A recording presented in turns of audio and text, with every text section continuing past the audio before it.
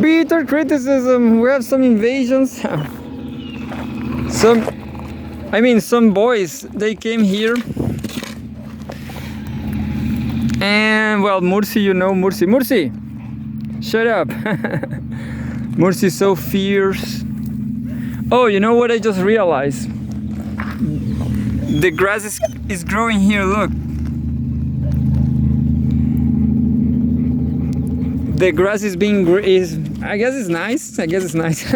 So we have a tradition here. I don't know how much time we are here in this studio.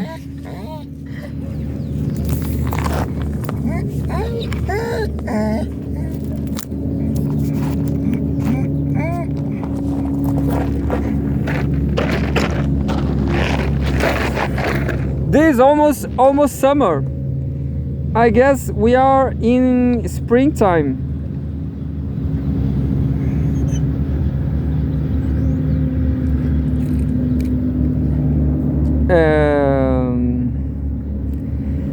You know, I just saw on YouTube Glenn Diesen, the Norwegian political scientist from South Norwegian University. They got banned from YouTube. I'm going to check out this on Russia Today.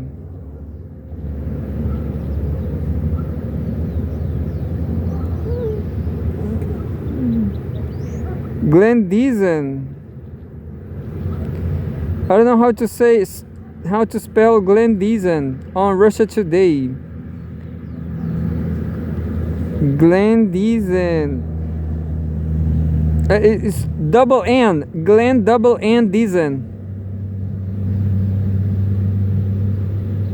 Glenn Diesen.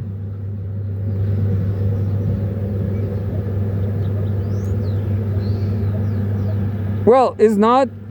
Yeah, it's been a while. I read the Nord Stream cock and bull story.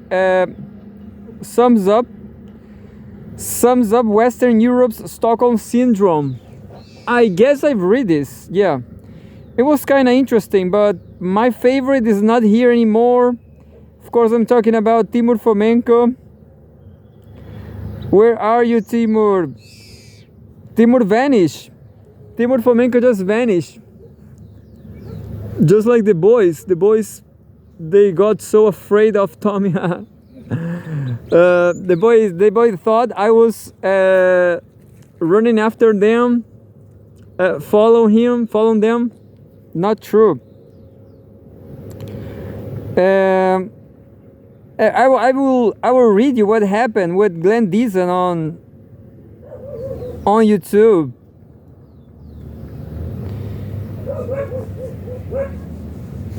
And says like this: Neutrality Studies. A very nice channel. I like this channel. Said 1 day ago, yesterday, my friend and academic colleague Glenn Diesen was just deleted from YouTube. No warning, no strikes, nothing, just gone. Glenn is a full professor for political science at the University of Southeastern Norway. You know that things are getting worse when they come after academics. Definitely. I don't know what's going to happen I don't know what's next. Because I don't know what happened about the West. About what's going to happen. People say Europe is declining, you know. There's a full decline, decadence in Europe. And well, economic decadence in censorship. What the hell, isn't it? That doesn't sound like the garden anymore. I guess this is the tendency, you know. I guess nothing is going to change. So I just write to I wrote to, I don't remember now, Shenzhen something, a university in China, and I realized they have news too. So I'm going to be reading Shenzhen news. This university.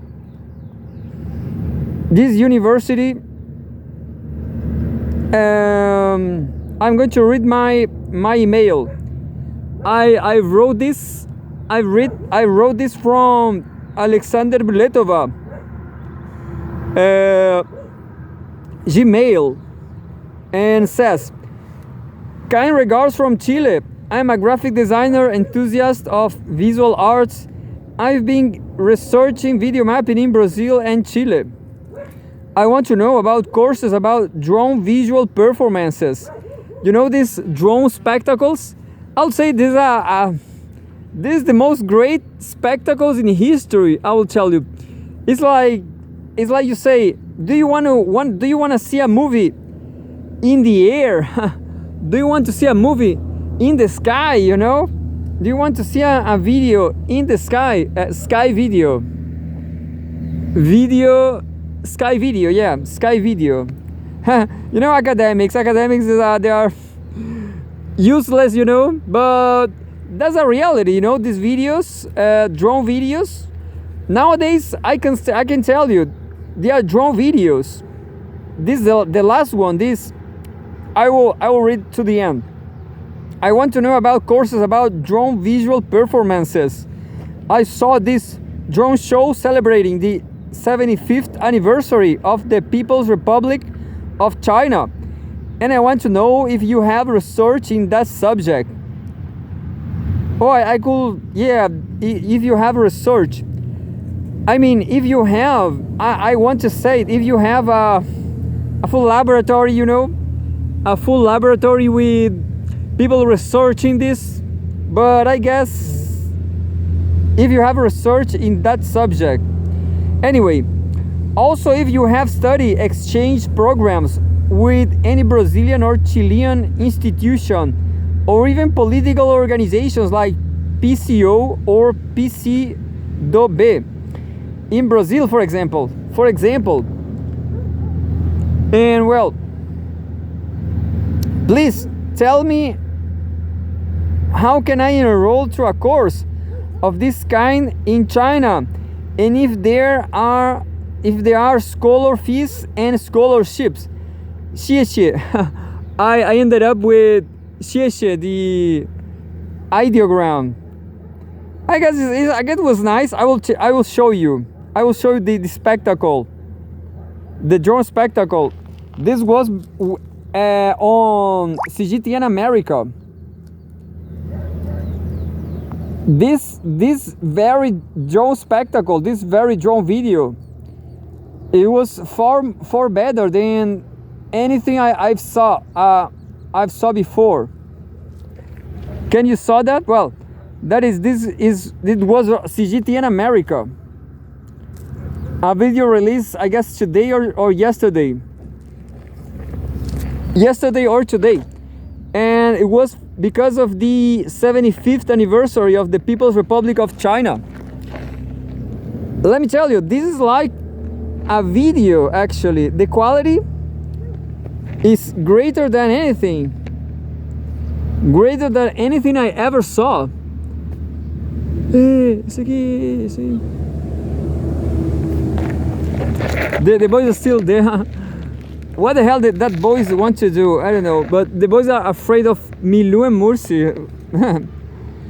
And you know, I guess Tommy got very angry because I guess in the pitbull minds, they attack whatever is not a human being, you know? Whatever is smaller. I mean, like a kid, like those kids. And well, that's why pitbulls attack kids, you know, because they don't realize they are humans. So I guess, in my opinion, I don't have the experience enough. But I guess people should introduce the pit bulls to the kids, you know. People should introduce the the kids to the pit bulls and say, this is a kid, a human being, and tell the boys to tell the name of the dog, like Tommy.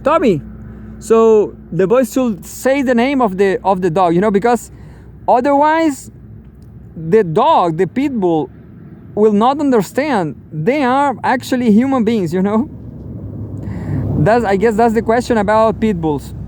A simple protocol, yeah.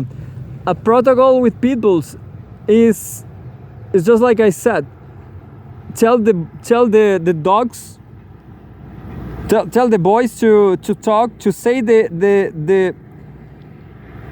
tell the boys to say the pit bull name, and that's it. I guess that's it.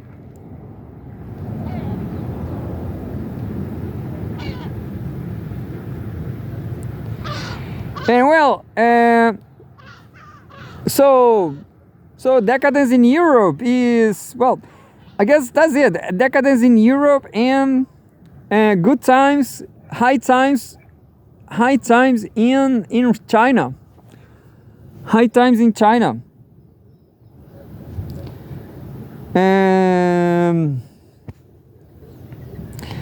So here we go to read this Russia Today to see, by this time, I don't know what is more interesting, what is more important to know. Either Russia or Al Jazeera. I really don't know, because what I will do instead is first I'm going to read Middle East on Russia Today, and then the Donbass in Russia Today. But yeah, and as usual, as always, come back, Timur Fomenko. I miss you so much. Anyway, October 5, 2024, Home World News. Israel kills 2 senior Hamas terrorists, quote, senior Hamas terrorists, in Lebanon. Among those targets was a man described by the IDF as the Palestinian group's top official in Lebanon. We can see here the people attend a funeral ceremony for Said Ali in the Bedawi refugee camp, Lebanon, October 5th. The Israel Defense Forces, IDF, has killed 2 high-ranking members of Hamas in separate strikes in Lebanon, according to statements from both the IDF and Palestinian militant group. Israel's military operation in Lebanon has claimed more than 2,000 lives so far. There's a lot. Well, and I guess in Palestine, in Gaza, like there are 50,000 something. In a statement on Saturday night, the IDF named the 2 Hamas figures as Muhammad Hussein Ali al-Mahmoud and Said al-Naif Ali. The former was described by the IDF as Hamas executive authority in Lebanon and was accused of directing attacks against Israel in the West Bank. Ali was accused of carrying out terrorist attacks against Israeli targets and working to recruit Hamas operatives inside Lebanon. Hamas confirmed that Ali was killed in a strike on the Bedawi refugee camp near the city of Tripoli in northern Lebanon. He was killed along with his wife and 2 daughters, Hamas added.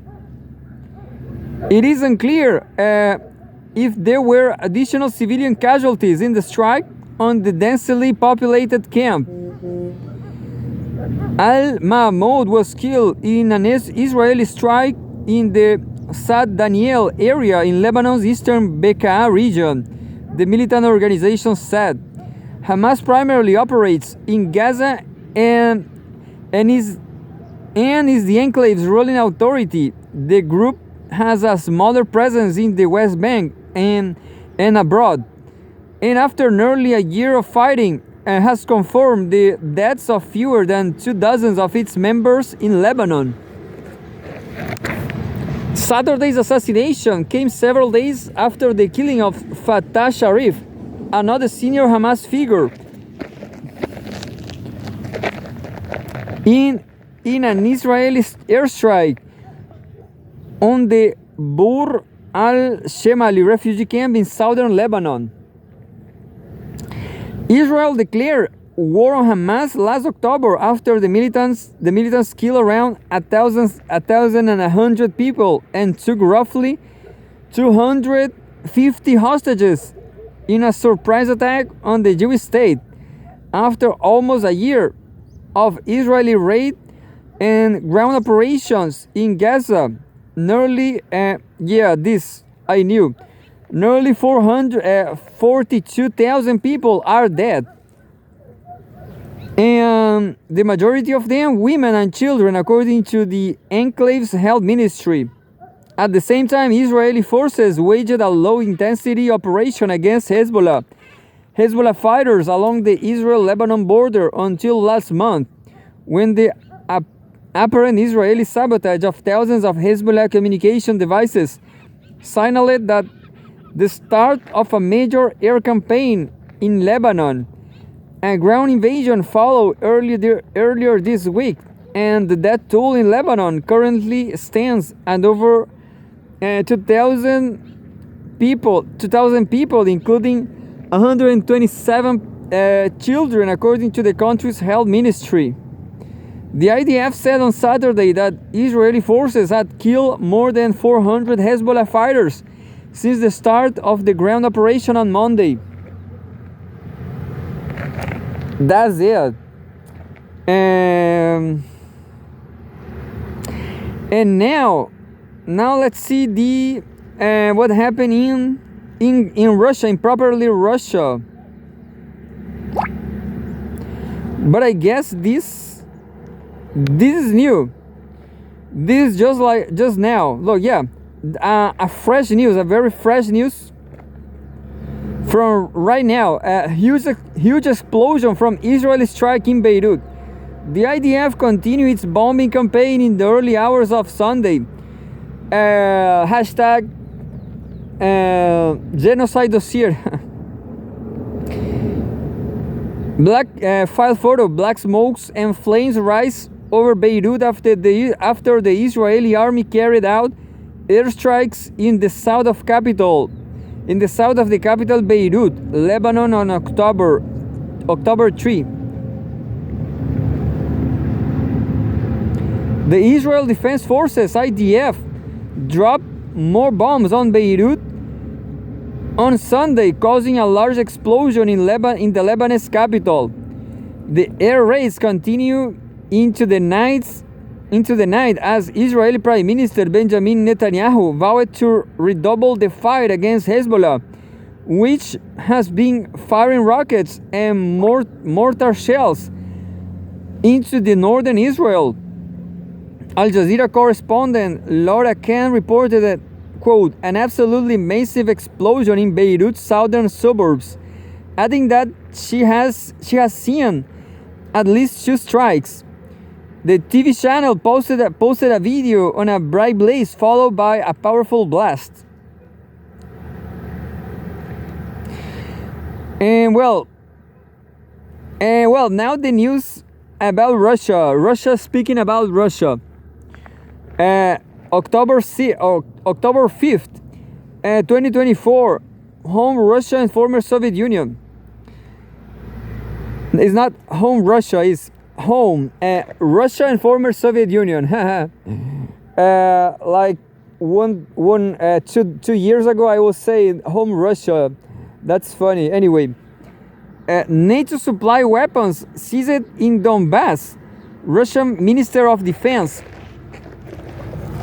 and said considerable trophies were left behind by Russian troops in Ugledar, the defense ministry has said. Nice, yeah, good news from Donbass. I didn't know Ugledar is in Donbass, but What about Kursk? They will say about Kursk too. Just wait a second. File photo. Russian serviceman on the assault units of the 27th Motorized Rifle Brigade of the Force Guards Tank Army of Russia's Battle Group West amid Russia's military operation in Ukraine. Russian troops have seized a large stockpile of NATO-supplied weapons and ammunition in the Donbas stronghold of Ugledar after driving Ukrainian forces out of the town. The Defense Ministry in Moscow has said Ugledar, which is located in the southern sector of the front around 50 kilometers from Donetsk in the Donetsk People's Republic, DPR, was liberated by Russian forces earlier this week. The town, which has been the scene of fierce fighting since August 2022, is heavily fortified and sits on a hill with many high-rise concrete buildings in the area, allowing for fire control of surrounding terrain. In a statement on Saturday, the ministry said Russian forces took over the town after conducting a pincer maneuver, officials said. Officials said, citing frontline troops that the Ukrainian resisted to the end, hiding in mines and basements from barrages of artillery. However, facing inevitable encirclement, they abandoned the town. Look who is here. It's Milou. Woo.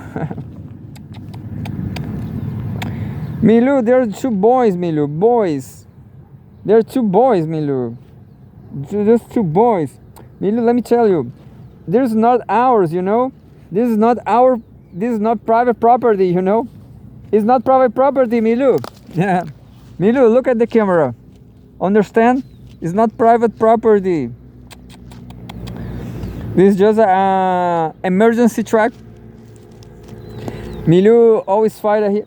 But I guess, my opinion, the worst is Mursi, you know. It's worse than Milou. Because she's fierce. She's even fierce against male mans. Not email, but male. About male emails. What about male emails, huh? Yeah. Sorry. Mursi is even worse than Milou. That's the truth.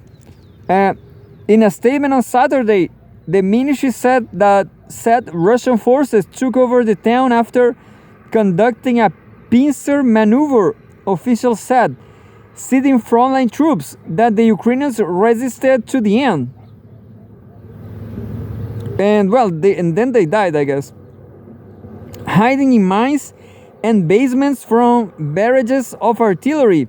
However, facing inevitable encirclement, they abandoned the town and over 40 Ukrainian troops surrendered. The ministry added that the Russian forces captured, quote, considerable trophies in the liberated town, including abandoned NATO standard ammunition and weapons, Polish-made silent mortars, Turkish and American-made automatic grenade launchers, small arms, and other equipment in Donbass. So there you see, you know, maybe NATO completely lost now, you know. Who knows what the truth is? But maybe NATO cannot do more, you know. Ugledar was captured as Russian continues offensive operations in Donbass after taking control of dozens of towns in recent months. The Russian Defense Ministry said on Monday that its forces liberated the village of Shelanoye 2, around 25 kilometers west of Donetsk and not far from Shelanoye 1, which was captured in late August. Let's see more from Russia Today.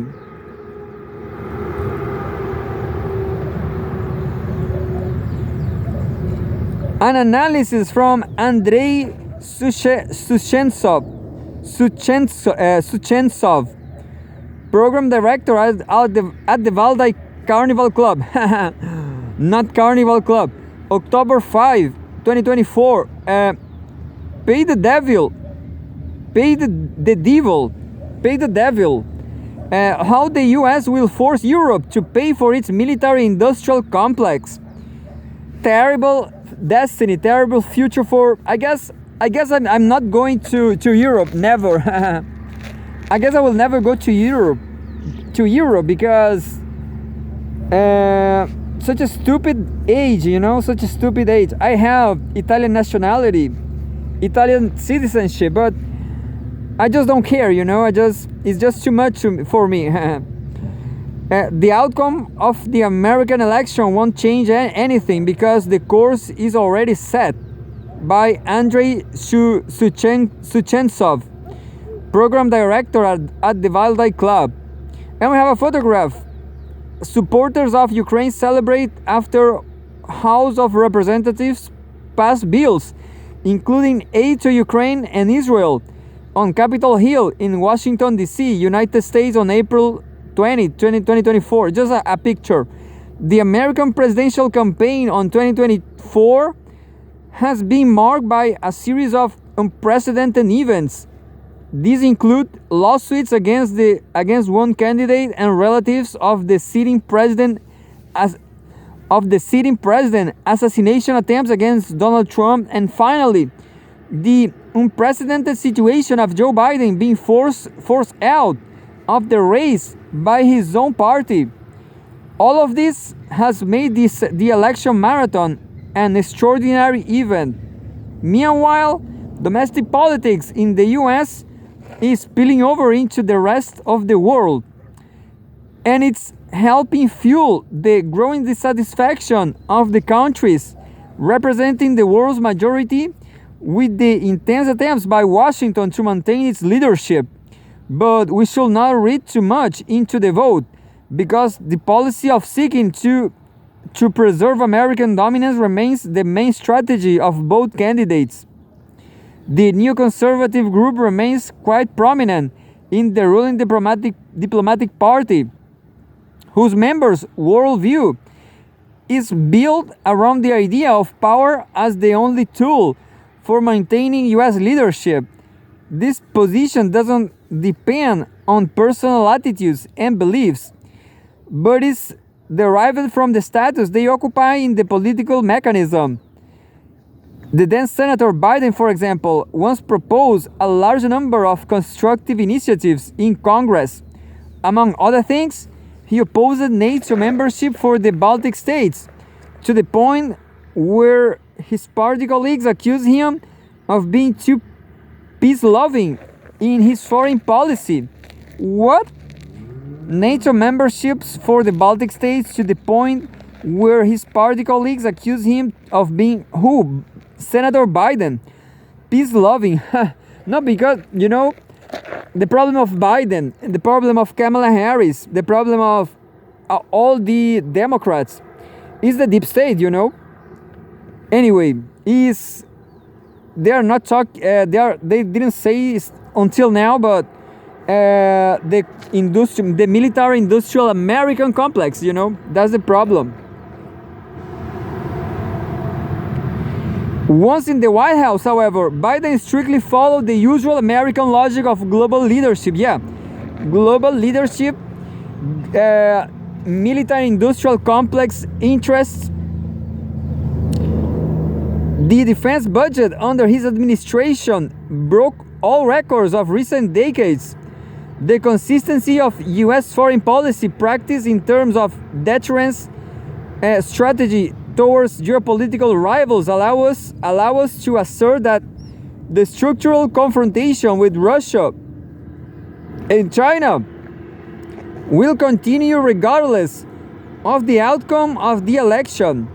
The dynamics of this confrontation in Ukraine and around Taiwan will be determined by the military budget, a draft of which has already been developed and will be approved before the inauguration of his successor.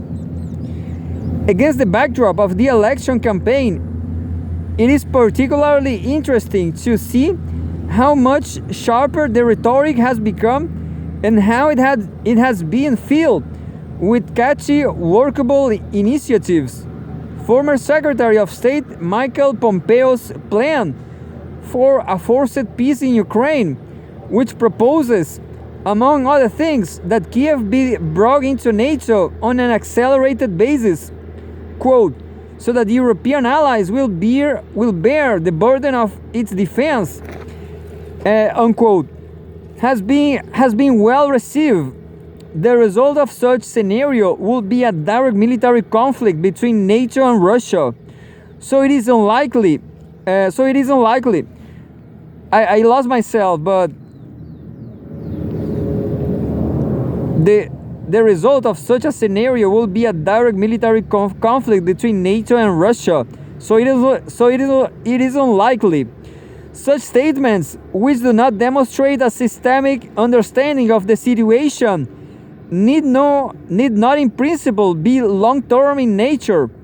Their function is to mobilize hawks in the establishment and among the electorate to show that a forced escalation of the conflict is one possible scenario. It should be noted that as Secretary of State, Pompeo established himself as a man prone to making high-profile statements that didn't culminate in large-scale actions. Nevertheless, his quote is worth considering in the context of the fact that there is no political force in the US that will see the outcome of the Ukraine crisis as an opportunity for reconciliation with Russia. On the one hand, a continuation will allow Washington to mobilize European NATO members to increase defense spending to a new target of 3% of GDP. In essence, this means more purchases of American weapons by Western Europeans and thus support for the US military-industrial complex. On the other hand, active support for Ukraine allows Russia to be drawn deeper and deeper into an expensive military campaign, thus solving the problem of deterrence without direct confrontation. The collision of interest between Washington and Kiev is noteworthy here.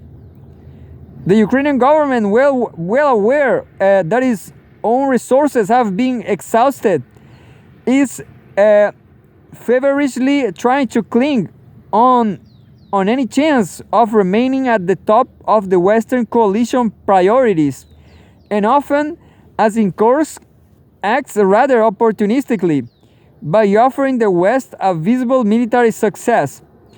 By offering the West a visible military success, Kiev hoped to force it to become directly involved in the conflict. The Americans see this impulse from Ukraine, but are not interested in such a scenario. Washington needs Ukraine as a proxy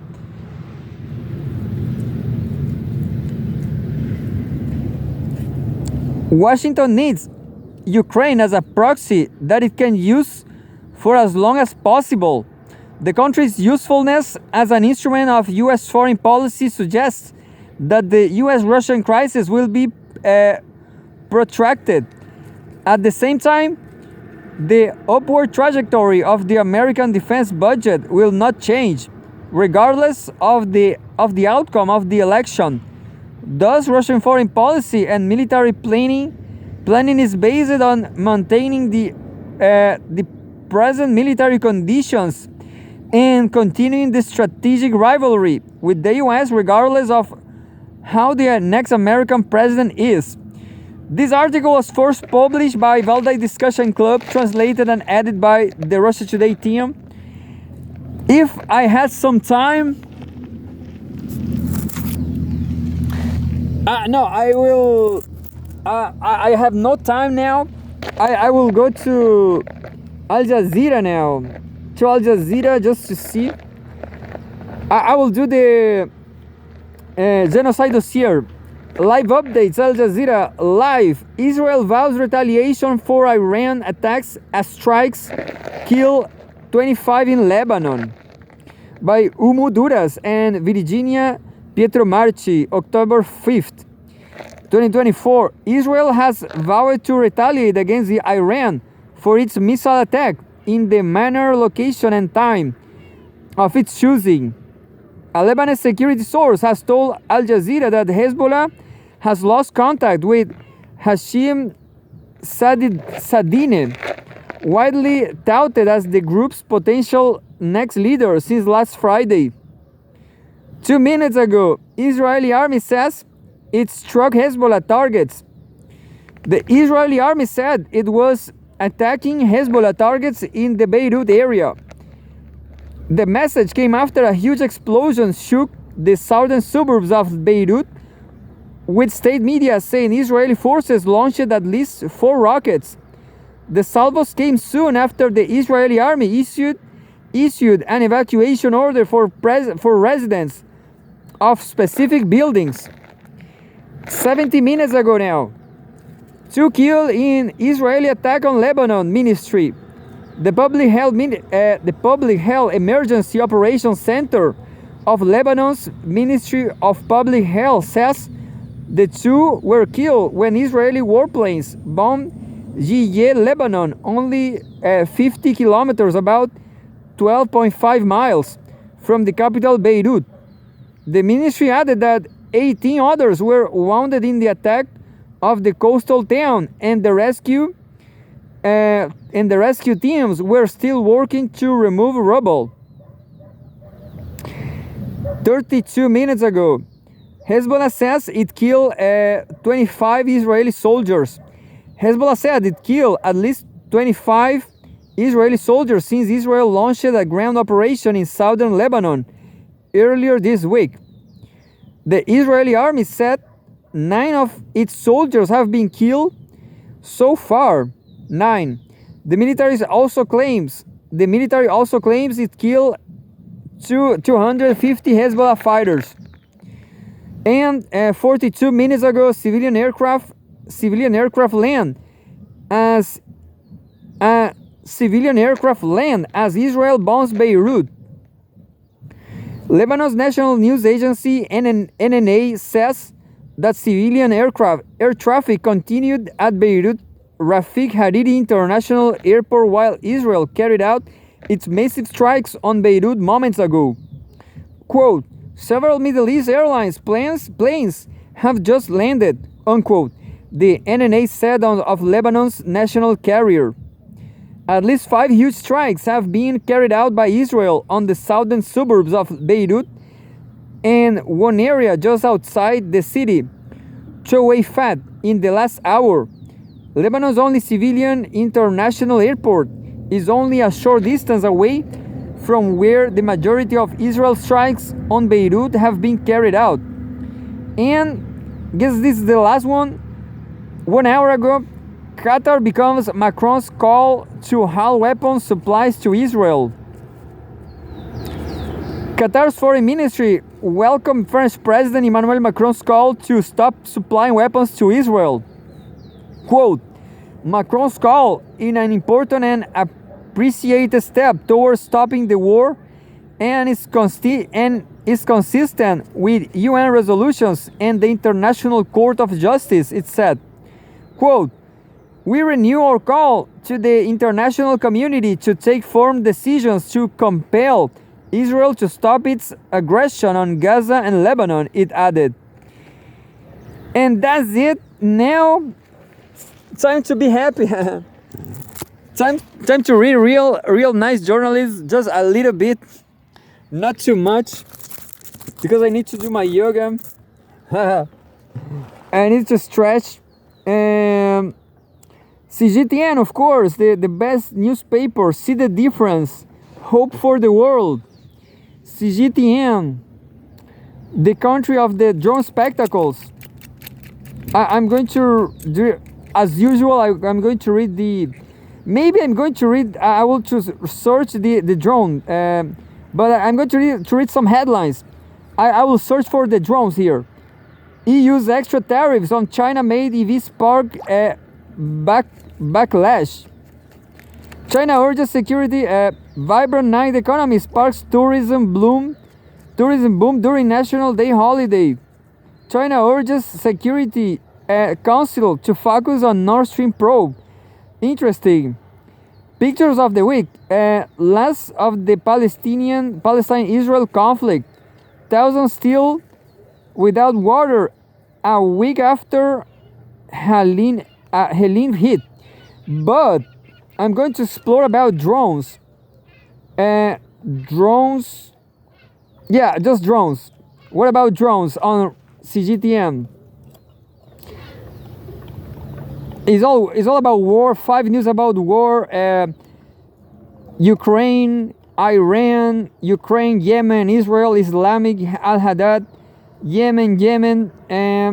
But I want to know about drone spectacle. That's what I want to know. I don't want to make war, you know. I like movies. That's the question. Saying nothing about this drone spectacle. 75th. What about 75th? Nothing about it. Look, Biden congratulates Xi on 75th anniversary of founding of PRC.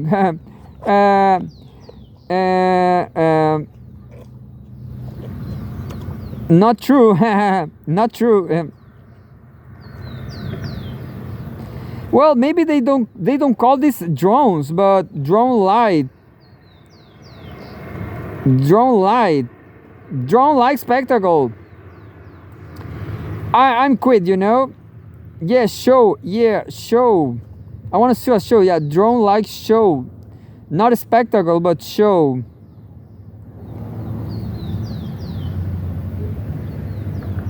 It's just too old. 2023, 2022. I quit now. Light show. What about light show? Anyway, I quit. And that's it. I have no more time for CGTN. No more time for be happy. No more time for happiness. Just trying to finish the last interview from Daniel Jadue.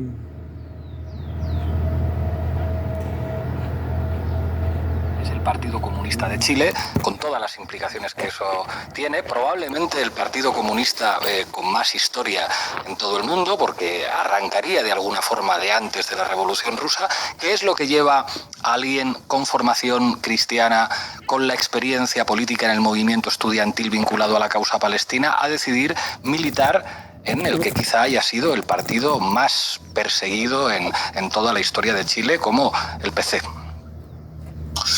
A ver, hay dos procesos que son simultáneos en la época, Pablo, y que para mí son procesos además tremendamente similares. La salida pactada de la dictadura y los acuerdos de Oslo. Ambos procesos, ¿no?, se dan poco tiempo después o simultáneamente, uno podría decir, con el fracaso de la experiencia soviética y con la caída de los socialismos reales, como se han dado en llamar, ¿no? Yo no me gusta llamarlo así, pero efectivamente así se conocen. Y en ambos se produce algo que es bien impactante. En Chile salimos de la dictadura con la salida pactada en el minuto que se caía el muro, se firmaban los acuerdos de Oslo. Ambas situaciones generaron una expectativa tremenda en Palestina de que la paz llegaba, ¿no? Y en Chile de que llegaba la democracia y la alegría llegaba. Y yo tenía una profunda desconfianza de ambos procesos porque, por un lado, no creía, más hay un artículo mío escrito en el diario del Partido Comunista, El Siglo, la semana siguiente de los acuerdos de Oslo, en donde hago un análisis de los acuerdos y digo que nos va a llevar escribo más bien, ¿no?, que nos va a llevar a un enfrentamiento civil, a una guerra civil interpalestina. planteo esta posibilidad que tú has definido muy bien, ¿no? De que la Autoridad Nacional Palestina se termina convirtiendo de una u otra manera en los brazos de Israel. Y que además, como depende económicamente de Israel, tiene muy poca posibilidad de constituir un ser autónomo y de avanzar hacia la figura real de una Autoridad Nacional Palestina. No tiene mucha autoridad. It's nice, but I found something Y tampoco puede a little definirlo more como interesting. porque era imposible plantear. Look, I found something in the, but I lost it. Talking about the moon. The moon is so small. I mean, it's so. The moon is someplace around there. Oh no, the moon vanished. The moon vanished. Well, Daniel Jadue, he sounds great, you know. Daniel Jadue sounds great after having been released from prison. He had accusation of corruption and something. I don't really know. I guess it's not true. Oh yeah, I found moon. Look, moon is there.